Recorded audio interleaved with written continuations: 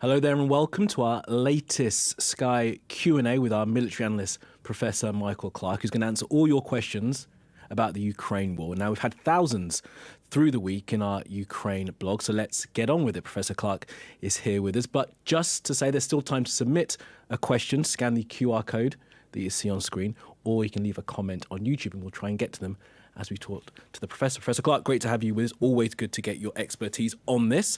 Let's get on with it. So the first question is from Jug.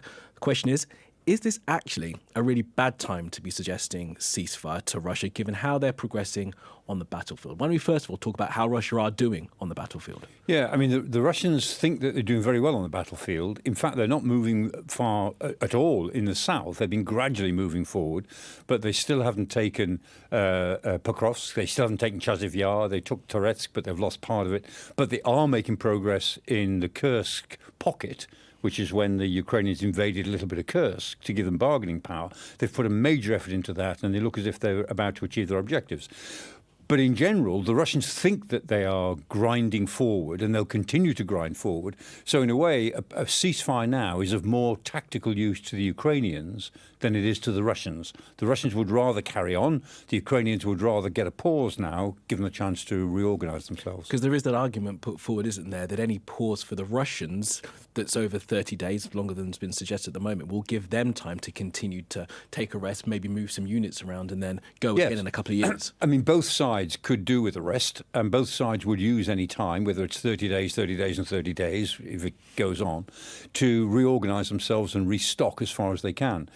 Both sides have an incentive, a tactical incentive to do that, but the incentive for the Ukrainians is greater than the incentive for the Russians. So we'll see in the coming days whether the Russians will agree to a ceasefire for other reasons rather than what's happening on the battlefield. Yeah, we'll come on to some of that in the course of these questions. Let's move on to the next one then, Michael. Walter Mortimer submitted this one. If Russia decides against a ceasefire, would that allow, justify, America arming Ukraine with a much bigger arsenal of weapons to end this militarily, or would the US wash its hands of Ukraine? It could be either. The first idea that he suggests is exactly what Keith Kellogg said. Keith Kellogg is the special envoy that President Trump appointed to the Ukraine and Russia, though he hasn't used him, he's sidelined him. But what Keith Kellogg said in his plan that was produced in late November, and it was the only thing that was on paper at that time, was exactly that.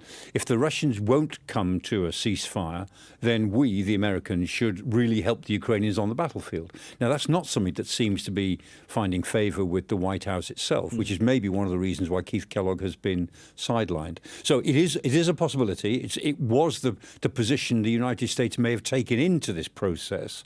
But once Trump was inaugurated in January, that doesn't seem to be the policy. I don't think Trump would walk away and wash his hands of it, because this early in his presidency, it would look so bad if it looked as if he was frightened of Putin, if he rolled over in front of him, if he's been manipulated by Putin. You know, he wants to come out of this looking like a peacemaker, not looking like somebody who was weak. Yeah, I suppose one of the other suggestions as well, if it's not the Americans who do all the arming, it may be the Europeans. We've heard that, haven't we? As Europe starts to rearm and build up its military, there have been some within Ukraine and some within European capitals say that the best way of defending this country, if they don't join NATO, is to make sure that that army just cannot be defeated. Correct. And that's exactly what I think Ursula von der Leyen said, that she said we must make Ukraine into a sort of a porcupine, a sort of steel porcupine, which is too difficult to conquer. And that means making it as strong militarily as possible. Now, that's anathema to the Russians. They hate the idea that any Ukraine that survives this process should be genuinely independent and militarily strong. What they want is weak states on their border. The Russians always favour this. They want a border with weak states that they can dominate and manipulate and so on. But the outcome of this process from the West's point of view, Europe's point of view, has got to be a viable and militarily stronger Ukraine. And the Europeans are looking urgently at ways to help the Ukrainians build that up. But the gaps, it's not so much just numbers of weapons, it's types of weapons. Certain things only the Americans can provide that the Europeans just don't have, or don't have in sufficient numbers. And that's the challenge. And it'll take a few years to get those systems available, to make them available to ourselves, let alone to the Ukrainians. And there's an advisor to the Ukrainian government, a former advisor, on the radio this morning talking about the Ukrainian defense industry itself and how much that has expanded over the past few years. They have a great drone manufacturing capacity, don't they? They do. I mean, about at least 30% of their weapons are now home produced, and you wouldn't have guessed that a couple of years ago. And they're very good with SMEs, small medium enterprises. They're very good at producing stuff by improvising. Indeed, I mean, the British Army, it's no secret, is learning from the Ukrainians about procurement, about how to develop weapon systems from the ground up, not from the top down.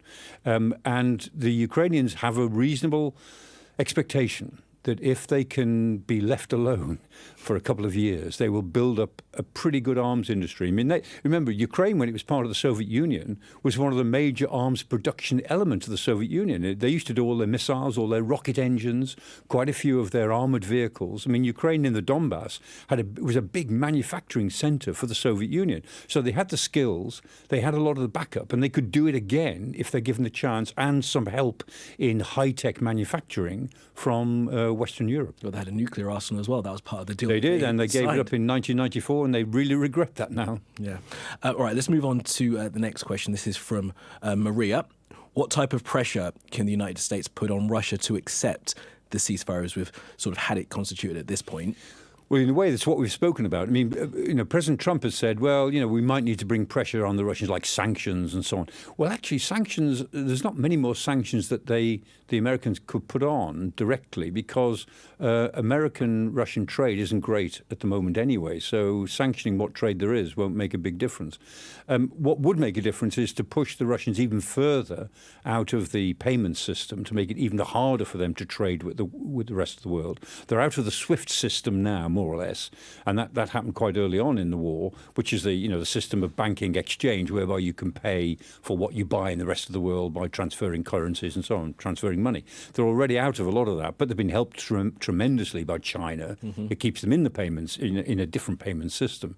But the Americans could put more pressure on, but really the way they could really put pressure on is to give military aid to Ukraine, to let the Ukrainians get on the front foot again. That would be the most effective pressure, and I don't think that's what Trump would want to do for all sorts of reasons. So when he says, we can pressure the Russians in all sorts of ways, and he said the Russians are weak in ways only I know. He said, only I know. And if only he knows, then presumably Marco Rubio doesn't know, and Keith Kellogg doesn't know, and Pete Hegseth doesn't know. Nobody knows, only him. So whatever it is, it's a secret known only to him. I mean, I suspect it just doesn't exist. And when the Americans try to put pressure on the Russians, we will see. It's much more to do with carrots than sticks. Well, this is going to be my question, because that is all stick. What about the carrot? There's talk of them rejoining the G8. Yeah, that's the carrot. The idea is that, look, we, the Americans, will forget all of our moral principles, we'll forget all our democracy rubbish, and we will simply get close to you as a big power run by a government that we sort of respect. We respect your power, we respect your clarity of strategic intentions, and we will create a new partnership with Russia which will bring you out of the cold. We will rehabilitate you Putin, and you, the Russians, in world politics. And that's the carrot. And we're not going to let Ukraine get in the way. So behave yourselves in Ukraine and look at the bigger picture that we are now offering you, which is sort of logical in one sense, but of course it tips the world into a world of new imperialists. So, Donald Trump, Vladimir Putin and Xi Jinping are the three great imperialists who think they will sit down at some point in the next couple of years and order the rest of the world what it can and can't do. You could spend the whole time on that particular point. But I mean, the idea of European capitals, Friedrich Merz, who's going to be new chancellor in Germany, Keir Starmer accepting anything like that? Yeah, they can't go along with it. They won't. But their power to, as it were, dissuade the Americans from it is limited because, the MAGA Republicans have got victory, and it was a clear victory. You can't argue about that. They've got the wind in their sails, and they're determined to create a big strategic change. So the United States, at the moment, is undergoing the biggest strategic change in the last 70 years and the biggest moral shift in the last 70 years. They're giving up on leading the democracies. They seem to be giving up on quite a lot of democracy at home. They're going in for straight managerialism of the economy, and they don't mind who they partner with if they also go in for managerialism of the world economy. And that's a big, big moral shift as well as a political shift. We could talk about their tariffing, but we'll save that for another podcast, Michael. We've got a question that's come in from YouTube. Thank you for that. And this is, it always comes to this point with this kind of discussion about nuclear weapons. And let's just deal with this one first of all. The question is, does Russia really have nuclear weapons worth having, or are they old stock? No, they're not. The one thing, I mean, the Russian military began to get very creaky after 1991 when the Soviet Union collapsed. But the one bit that didn't creak was the nuclear bit. And when Putin became first prime minister and then president, in 1999, he gave immediate priority to keeping nuclear weapons up to date. And so their nuclear forces not only are up to date, they haven't got much bigger than they were, but they're all modern, they're up to date, and he's introduced new systems, bigger systems, like the Satan missile, these huge missiles, these Poseidon nuclear torpedoes, which are designed to create a sort of nuclear tidal wave that would swamp New York or coastal cities in radioactive tsunamis. And so they've developed these sort of terror weapons as well as keeping the other weapons they've got up to date. So they are a significant nuclear power, no question. So he carved that out as a matter of course to make sure they always had those scary weapons. And this despite any arms reduction treaties that have been ongoing. Yeah, they've all gone. I mean, we had in the 1980s up to the 1990s, we had an arms control regime, which goes back to about 1963, even to the late 50s in a way. And that regime got tighter and tighter with more and more treaties. Some meant more than others. Some were very important. Ronald Reagan and Gorbachev got rid of a whole class of nuclear weapons, the INFs, the Intermediate Nuclear Forces in Reykjavik. And they sat down and Reagan stunned Gorbachev by saying, Mr. Gorbachev, we must get rid of these weapons. And Gorbachev thought he was joking. But good old Ronald Reagan, he was absolutely serious. He was naively serious. And by goodness, they did it. They got rid of a whole class of weapons. So we did have an arms control regime in nuclear weapons from the top to the bottom that was really quite tight. And since about 2008, 2009, it has been dismantled. More and more and more of it's been dismantled, and there's almost nothing left now. So we're back to pure deterrence, which is that nuclear powers deter each other without much limit on what they produce, how they produce it, who they give it to, and so on. There's not much left of the old regime, which was based on the Non-Proliferation Treaty of 1963. It was talked about. 68, it became a reality.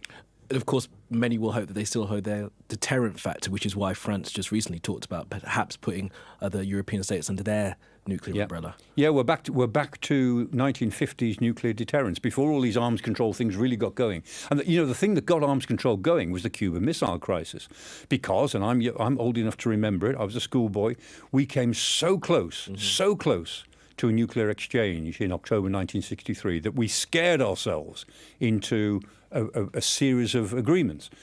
And that's what's now gone. And so we're back now to the situation before 1962, the Cuba crisis, the 1950s of pure deterrence. And the French now are interested in responding to this astonishing German discussion to say, can we not think about an extended deterrent from France and also potentially from Britain? Britain and France are the two nuclear powers in Europe. It wouldn't be difficult to make those national deterrents more applicable than they are at the moment at the European level. I mean, already British nuclear weapons are targeted on NATO target sets, so we don't only use them for our own purposes. We say that they're available to NATO. That's the first requirement. France always says, no, they're only for our requirement. They're only for France. But I think the French will change on that. And it's not difficult technically, both in targeting terms and in terms of which nuclear weapons you might deploy to extend a nuclear deterrent. And it's not a great road to go down. But if you're left with nothing but deterrence, and there's no arms control left, it's hard to think of alternatives. As you say, a very different world that we're in. Let's get back to the war in Ukraine and the ceasefire specifically in the terms of it. Suggested that it'll be for 30 days as discussed in Saudi Arabia. Callum Smith has got a question on this. What will this ceasefire mean for those in the occupied regions of Donetsk, Luhansk, Zaporizhzhia and Kherson? Well, for those people, it might mean a bit of calm and the end of barrages from artillery going backwards and forwards and drones. So it might be very welcome to them, a ceasefire itself. But if that ceasefire then becomes permanent occupation, although the Ukrainians will never give up their legal title to those lands, nor should they, because that's the legal basis of Ukraine going back to 1991. They won't give that up legally, but if they give it up in practice for the next 1 or 2 or 3 generations, which is what it would be, then the people in those oblasts, those regions, and there's about 3.5 to 4 million people, 3.5 to 4 million Ukrainians who don't want to live under Russian control. So what happens to them? They have a pretty grim life if they stay, because we know, children get lifted and sent to Russia. We know that if there's any trouble, the Russians respond with Gestapo tactics. I mean, they use real sort of brutal tactics. The sensible thing for the Russians to do, would be for them to say any Ukrainians who want to leave and go to the rest of Ukraine are free to do so, and we'll facilitate it in a humane way. We won't kick you out. Leave if you want to by the end of June or whatever it is. And then the Russians will bring in their colonists, their own Russians, who will be given lots of tax incentives to come in. It's exactly what they did in Crimea after 2014. Mm-hmm. They basically kicked out those Ukrainians who were there, still there, and they brought in lots of Russian colonists who went to live in a nice Mediterranean style holiday place with a great climate and so on. That's what they should do. And that would be the most humane way of dealing with this. But if Ukrainians stay, 3.5, 4 million of them, and they really don't want the Russians there, they'll find themselves having a very tough time. Because what the Russians do is they say, we will give you Russian passports. Mm-hmm. And if you don't choose to take a Russian passport, you won't be able to get social security. You won't be able to join the library. You've got to produce your Russian passport to get the basic rights of citizenship. So everybody, whether they like it or not, ends up having to have a Russian passport. And then Russians say, well, these are all Russian people. Look at them. They all want to be Russian. Of course they do. The annexation will have no right under international law, because there's a legal element to all this, isn't there, Mike? Yeah, none whatsoever. It's totally illegal. Totally illegal. I mean, that's the point. I mean, the annexation of Crimea is totally illegal. That goes back to 2014. Putin's declared annexation of these 4 regions, Luhansk, Donetsk, Zaporizhia and Kherson, totally illegal, and he doesn't even control them all at the moment. Mm-hmm. They control about 2/3 of each of them militarily, but they haven't even got all of them. And his demand will be for total Russian control of all of them. We'll see how he gets on with that demand, but I mean, that we know is his demand. And then he'll want some sweeteners on top of that. Interesting. President Zelenskyy, speaking just today, had said in that news conference, we're not going to forget about those annexed territories. And he actually said it was a very important red line. Whether or not he has some kind of sway in the negotiations about what happens with those territories, it's hard to know, isn't it? No, he has to say that. And he wants to add on, not just security guarantees for whatever ceasefire there is. And this is not a peace deal, remember. This is a ceasefire. Mm-hmm. A peace deal would be some sort of complete settlement, which means transferring legal right to those territories. And the Ukrainians aren't going to do that, this side of the 22nd century. But he is concerned about prisoners of war, the return of prisoners. There's been several prisoner exchanges, but the Ukrainian prisoners being very ill-treated, and that's well documented. A lot of them are being executed. That's well documented as well. So that it really gets under the skin of the Ukrainians that their prisoners are so badly treated. And they're not, and I can promise you, they're not badly treated, Russian prisoners in Ukraine. They're just not. I mean, there have been 1 or 2 examples of things happening on the battlefield that shouldn't have, but their prisoners are pretty well treated. So prisoners is important. The children, 19,000 children are recorded, Ukrainian children as having been kidnapped, and the real figure is almost certainly higher than that, and it will get a lot higher. So he worries about children, and they worry about the humanitarian aid that is available. It'd be very easy for the Russians to make life really difficult for those Ukrainians who don't want to cooperate with Russian passports, and really pressure them. And he wants some guarantees about that. He probably won't get them, but he's bound to ask for those things. He doesn't want to seem casual on all of those issues. It's actually one of the first things he said in his news conference, detailed conversation about prisoner exchange and about those stolen children. All right, sticking with the territory, this question is from Howard. If each side is able to keep the territory they currently hold, where does that leave Putin's purported ambitions for other former Soviet states? Is any country other than Ukraine really vulnerable to invasion? Moldova is, which is to the west of Ukraine, to the west of Odessa, because there is already a Russian enclave there, Transnistria, which claims to be Russian. And the Russians originally had the idea, when they thought they were going to get to Odessa and go all the way to the west of Ukraine, that they would get a Moldova as well. So that's certainly vulnerable. Georgia is vulnerable. If the Georgia Dream Party, which is in government, which is a Russian client party, if they felt they were losing control, and the demonstrations are now on, is it the 105th day, continuous day, or 106th, or 100 and something anyway, and if those demonstrations looked as if they were about to unseat the Georgia Dream government, I'm convinced the Russians would move in and take Georgia or re-establish their control there. And they already occupy 2 areas of Georgia going back to 2008. So South Ossetia and Abkhazia, they've already annexed those parts of Georgia and sit on them. And indeed, they're building a naval base in Abkhazia for their Black Sea Fleet. So that they would be vulnerable. And then the other states that would be vulnerable to pressure would be the states around the Baltics. So the Baltic states, Estonia, Latvia, Lithuania, you've only got to ask any of their foreign ministers. Foreign Minister of Lithuania is in town today, actually. And you've only got to talk to any of them, and they will tell you that we are under real pressure, and we will become under real pressure. And so might the Gulf of Finland itself. I mean, the Finns know what it feels like to be attacked by the Russians going back to 1940. Yep. And so, whether they would be invasion targets, we don't know, but they would certainly be pressure targets to see if the Russians could put a little hole in NATO consensus by creating a crisis that NATO doesn't respond to very effectively, and therefore showing everyone else in NATO that actually NATO can't defend you. They want to show to the southern members like Hungary and Romania and Slovakia by some issue in the north that, look, NATO can't defend you, NATO can't help you. Look what's happening in the Baltic states. NATO is pathetic. I mean, Donald Trump has said he respects Article 5 and he will abide by that, but that is yet to be tested if it's conditional. Somewhere else. It's conditional. Yeah, we wanted to assume that Article 5 was unconditional. Attack on one is an attack on all. If you touch any NATO territory, then the rest of us will go, if necessary, go to war to restore it. That's the assumption. I mean, Article 5 doesn't actually say that, but that's the way we've assumed it to be. And Donald Trump has actually stated what has become increasingly obvious for about 10 years now, actually, that Article 5 is going to be conditional. On the other hand, that any aggressor has got to take the risk that it might operate the way. Is that what Article 5 actually says? It's conditional on that? No, it says an attack on one is an attack on all. That's a statement of principle.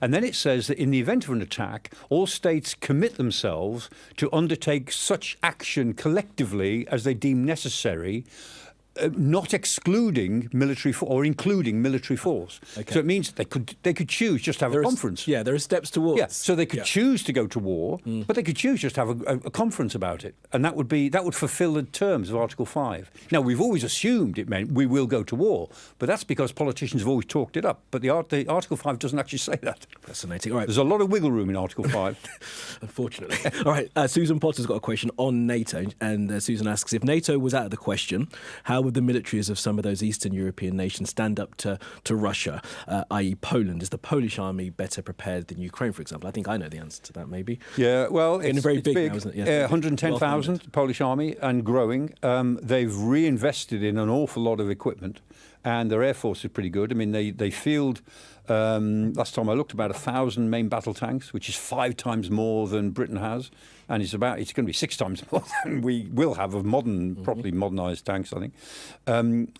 So the Poles are a serious military player, and they have really increased their defence expenditure and their equipment purchases quite dramatically in the last 3 or 4 years, because they feel it. I mean, they know what it feels like. They've been partitioned 3 times in history by Russia and France together. So they know what Russian pressure feels like. And one of the issues is, for Poland, is that there's no natural geographical boundary. You're talking here about the North European plain. So where does Russia finish and where does Poland start? That's been a historical conundrum for about 1,000 years. And so for the Poles, it's not obvious. You can't sit behind the Channel. You can't sit behind the Pyrenees. You've got to live with whatever the situation is over on the Russian border. So yes, Poland could certainly give a good account of itself, but no European state on its own could stand up to a Russian offensive that was even half competent, because the Russians just have the numbers against any individual state. But collectively, the European members of NATO could, on paper, would do pretty well. On paper they would. In reality... Right now? Or in years to come when they're built up? On paper, right now they do pretty well, on paper. But they lack some of the critical combat enablers where they've relied on the United States too much. So for intelligence, for airlift, for mobility, for engineering, bridging rivers and so on, the Americans have provided all of that material, all the enablers and the backup. And the Europeans have been really lazy about that, and they've concentrated, as politicians will, on ships, tanks and planes, things that have got shy shiny exteriors and numbers of troops that you can line up on a parade. Whereas the things that really matter sometimes is the bridging equipment. How many spy planes have you got? How good is your computer security? Those are the things that we've relied on the United States for, and that's what Europe is lacking. Okay, let's move on to a question from Katie here, and this is about what was discussed a week or so ago now about a peacekeeping force being put into Ukraine to try and maintain any ceasefire. We know the Russians have said that no NATO troops can be placed in the country. President Zelenskyy has said that this 30-day truce should be used to put in place those security guarantees. But Katie asks, is there any scope for a peacekeeping force from anywhere else in the world rather than a European country? There is. It depends what a force would be required to do. Remember, a peacekeeping force in a traditional way, troops standing on a border, observing what is happening and being prepared to hold the line. This would be the longest peacekeeping line in history by a long way. 1,200 kilometres, so 700 miles. There's no peacekeeping line in the world that's that long. And you need, however many troops you need to police it, and most estimates are of the region of 100,000, 110,000. You need 3 times that number available, because for every unit that's there, you need a unit preparing to go in and a unit that's just come out, needs to re-roll and rest and so on. So if it takes 100,000 troops to police the whole border, you need 300,000 troops available from somewhere. Now, where could the somewhere be that is not Europe? And for this sort of peacekeeping force, you might look at India, you might look at countries like Indonesia, who've got largish forces. You might look at other East Asian countries who could put together some sort of force. But would they be prepared for such big numbers? Probably not. The alternative, or type of alternative, is that you don't try to put them all the way down the ceasefire line, that you have a force of maybe 50,000, maybe 60,000, who are placed more centrally with lots of mobility, because Ukraine's a very big country, biggest country in Europe, apart from Russia itself. And you have 60,000 troops in maybe 4 centres, 5 centres, with lots of mobility to get to a point of breakdown quickly. And you monitor the border with electronic means, which can be done with drones and satellite imagery and so on. And then you have a force that is able to go and deal with trouble spots. The problem with that, and yes, could Indian forces, Indonesian forces, whatever, other Asian forces, South American forces, could they do it? Well, technically they could be there, but they'd probably end up fighting. If a force like that goes to a point of breakdown, they have to be muscular. They have to be able to snuff something out that's been developing for 3 or 4 hours. And how do peacekeeping forces holding the lines in hot conflicts actually do, Michael? I'm thinking about... Variably. Right. They did quite well in some parts of the Bosnia crisis, but remember Srebrenica?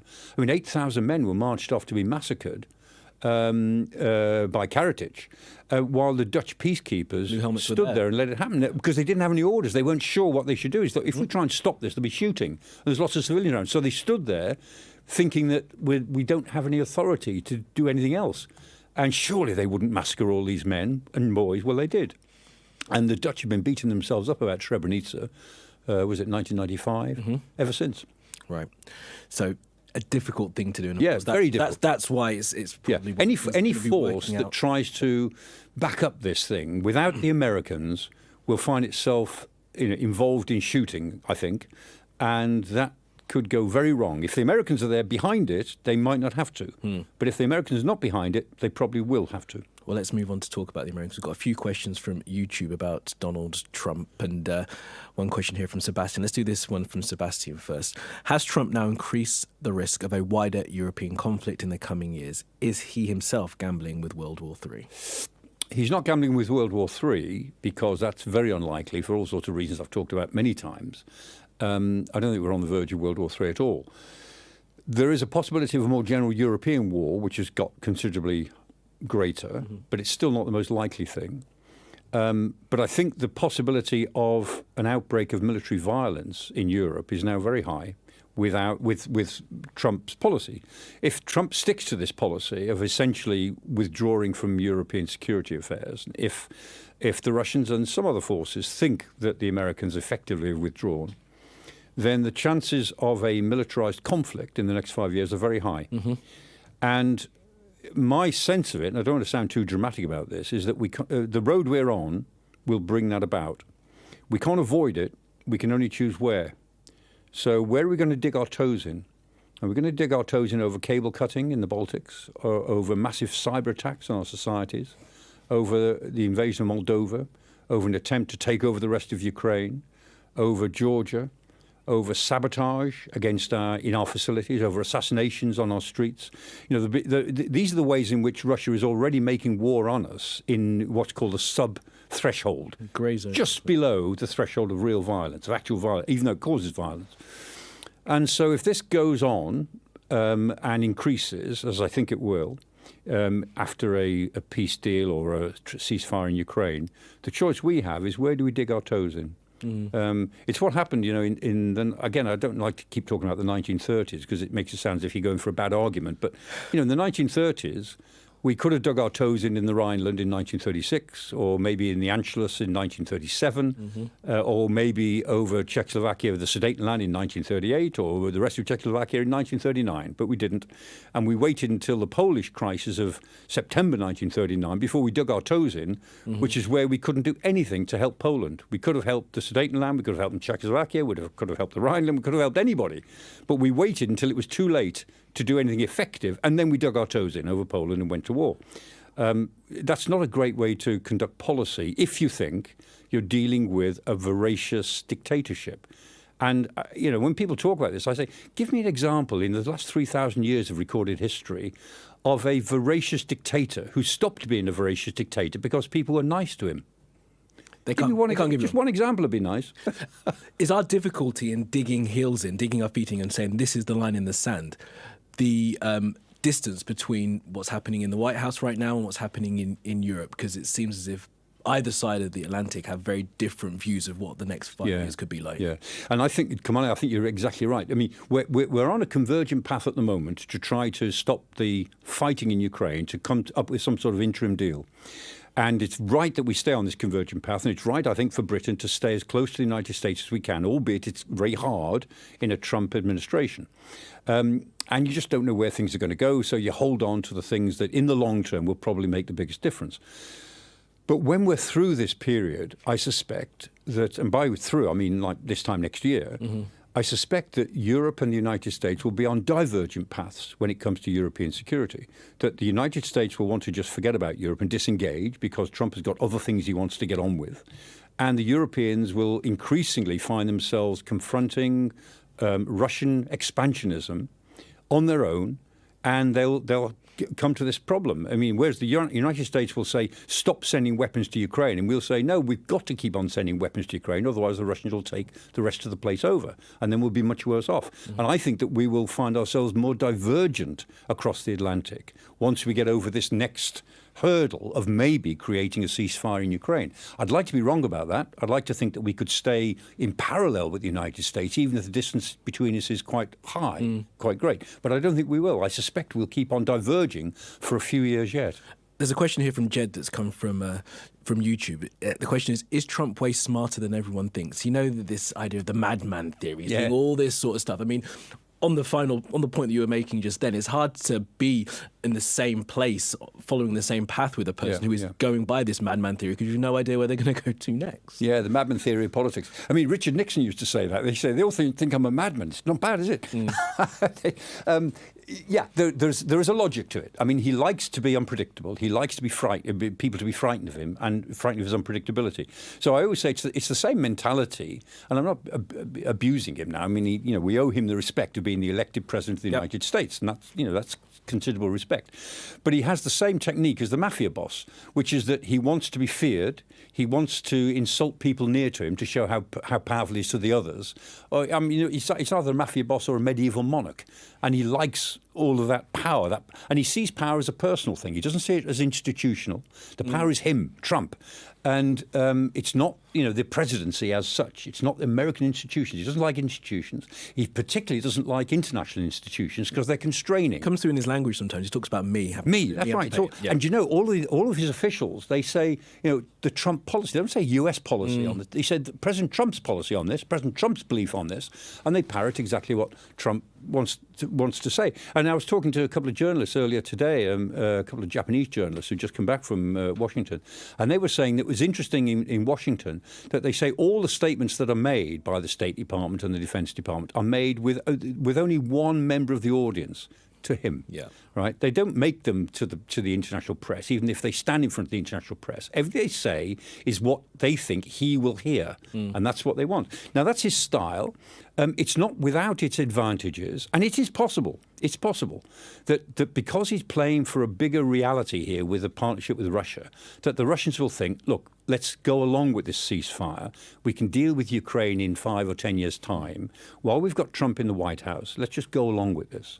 And that his carrots and sticks approach, all the carrots to the Russians, all the sticks against the Ukrainians, might turn out to be the only thing that will produce a ceasefire. And I think we've got to give that idea some credence, even though it sticks in the throat when you think about who's right and wrong in this war.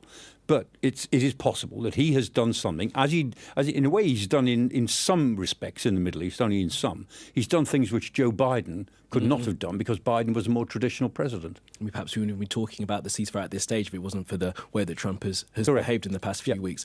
Another question about Trump as well, and it's kind of linked to that, Michael, but give us sort of a broader thought about this, because it's something that's running through my mind about the sort of the moral implications of this ceasefire deal if Vladimir Putin gets some of the stuff that he wants. The question comes from John T. Does Trump risk showing weakness at the highest level if he allows Russia to say no? I mean, Trump, as you say, mob boss, a gangsterish kind of way, doesn't want to show any weakness, but Vladimir Putin's a former KGB man. He knows how to work people. Is there a danger in that? And absolutely. I mean, the Trump style is very much the style of the property magnate, and so it's the businessman style. You go into a room, you say, "This is my position. What's your position? Let's move a little bit in each case. Then we'll split the difference, and then get off and move on. Go and do something else."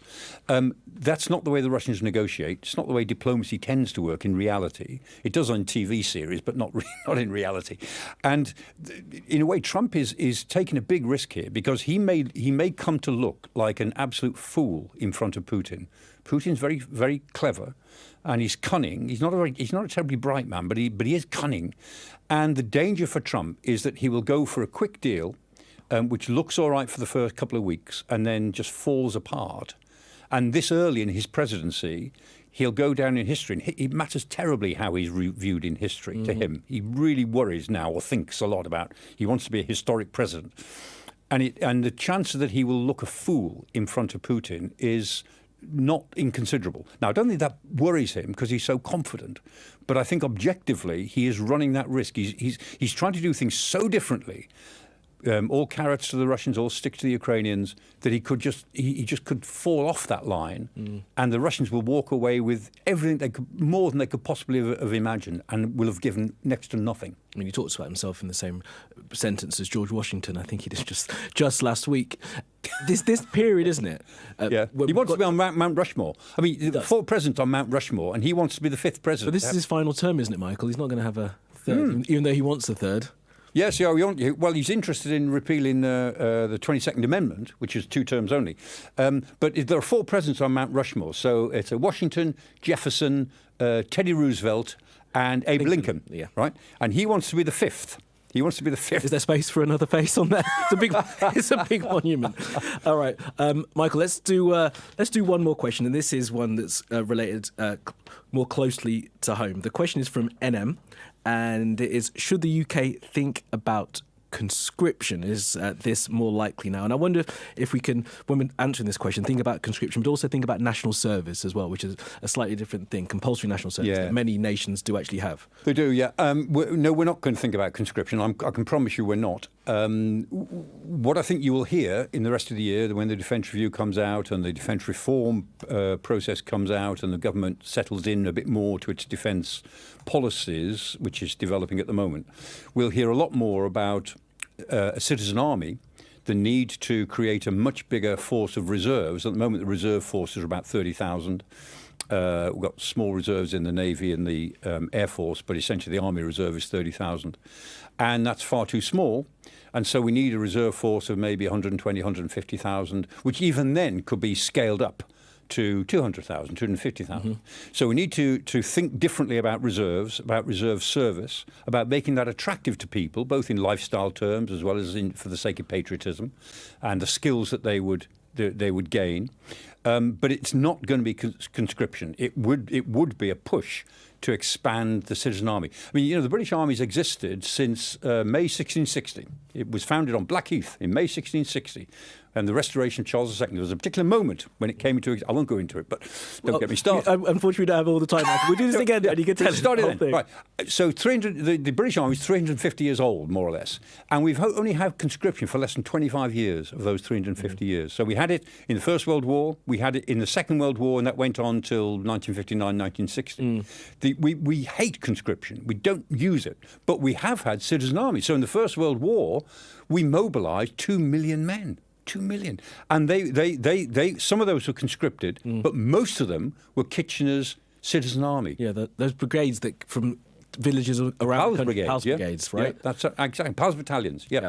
And they even had the Bantam battalions. I mean, people who were very small, or men who were little, they were fierce, and they hated being small, so they put them into Bantam battalions. And they were the Bantams, and everybody feared them because they were tough.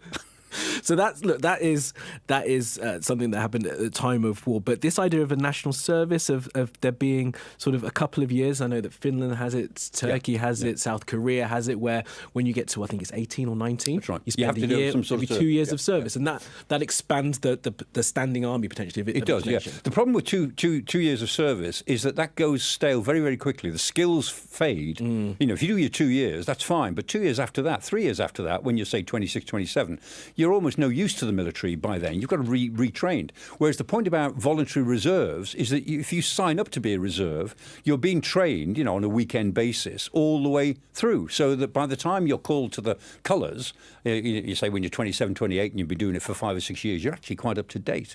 Interesting. Michael, it's always good to speak to you. We're going to speak again later live on television. But for now, thank you, everyone, for that. Thanks for all the questions submitted. Sorry if we didn't get to yours, but of course, Michael's always here. We'll be back with another Q&A very, very soon. Thanks for being with us.